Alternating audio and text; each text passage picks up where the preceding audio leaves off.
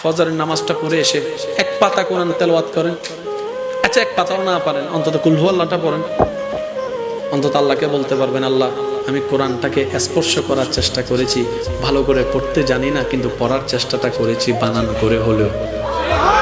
আর মনে রাখবেন, যেই ছাত্র চেষ্টা করে টিচার কখনো তাকে আঘাত করে না, বরং তার উপর আরো খুশি হয় যে আমার ছাত্র না পারলেও অন্তত কি করেছে, চেষ্টা করেছে। আল্লাহ পাক আমাদের সবাইকে চেষ্টাকারী বান্দা বানার তৌফিক দান করুন।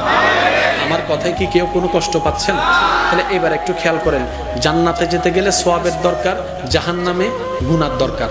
আমার জীবনে গুনাহ বেশি, আপনারাও স্বীকার করেছেন আপনাদের জীবনে সওয়াবের তুলনায় কি বেশি, গুনাহ বেশি। তাহলে আমাদের টার্গেট তো পূরণ হচ্ছে না কেন? আমাদের জান্নাতে যাওয়ার মতো সওয়াব আমার কাছে নাই। আপনারটা আপনি বলেন, আপনাদের কাছে আছে?